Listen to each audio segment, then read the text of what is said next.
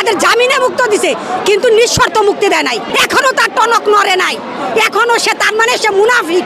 এই ছোট ছোট বাচ্চা পর্যন্ত রাস্তায় নামতে ভয় পায় না। আমাদের দাবি পূরণ না হওয়া পর্যন্ত আমরা এই রাজপথ থেকে কখনোই যাব না। যেহেতু আমরা বিজয়ের জন্য এসেছি, আমরা অবশ্যই বিজয় অর্জন করে নিয়ে যাবো ইনশাআল্লাহ। আমি একটা ভাই বিএ পাস ছাত্র, আমি লেখাপড়া করে রিক্সা চালাচ্ছি, কোনো চাকরি নাই।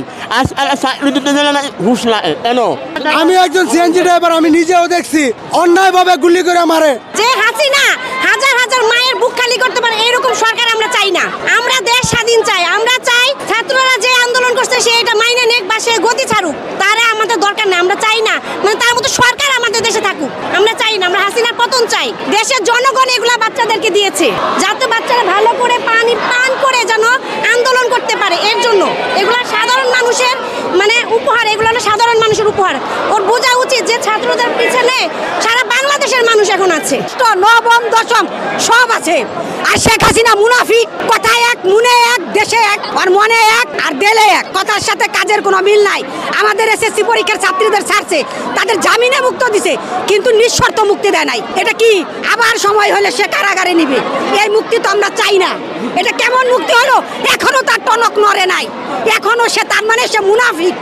এই মুনাফিকের আর এখানে থাকার অধিকার নাই, এই সিটে থাকার অধিকার নাই। এক দফা এক দাবি, আমরা হাসিনার পদত্যাগ চাই। আপনি দেখেন এই ছোট ছোট বাচ্চা পর্যন্ত রাস্তায় নামতে ভয় পায় না।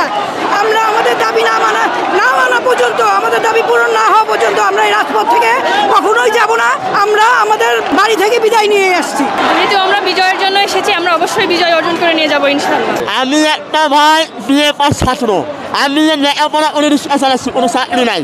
আজকাল চাকরি দিতে গেলে না ঘুষ লাগে কেন? লেখাপড়া করতে ঘুষ লাগে না। আমাদের বাবা মা অনেক কষ্ট করে আমাদেরকে লেখাপড়া করেছে সাধারণ চাকরির জন্য, চাকরি করে বাবা মাকে চাকরি ড্রাইভার দেওয়ার জন্য। আমরা যদি ঘুষ দেই তাহলে কোথায় পাবো আমরা চাকরি? এই জবাব মাননীয় প্রধানমন্ত্রীর কাছে আমাদের চাই। হয় পদত্যাগ কর, না হলে সাধারণ জনগণের পেটে ভাত দে।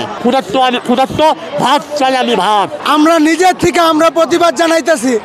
আমাদের চোখের সামনে আমাদের ছাত্র ভাই বোনদেরকে গুলি করে মারছে, আমরা সব দেখছি। আমরা নিজ চোখে দেখা আমরা নিজের থেকে আমরা প্রতিবাদ জানাইতেছি, আমরা নিন্দা জানাইতেছি এই সরকারে। এই সরকার আমাকে ছাত্র ভাই বোনের উপরে নির্মমভাবে গুলি চালাইছে, হত্যা করছে। উত্তরায় গতকালকে 11 নম্বর সেক্টরে আমি একজন সিএনজি ড্রাইভার, আমি নিজেও দেখছি অন্যায়ভাবে গুলি করে মারে। মাইরা আবার উনি সবার সামনে বলে আমি সবার ক্ষতিপূরণ দেব, সবার ফ্যামিলি চালাবো। আমরা পুলিশ বললে যদি 7-8 লাখ টাকা পায়, জনগণ বললে একটা এর মালিক না কেন? পুলিশ কি ওনার চাকরি করে? পুলিশ বললে 7 লাখ টাকা পায়, মানুষের জীবন আর আসবে না। উনি মানুষের জীবন ফেরত দিতে পারবে? পারবে না।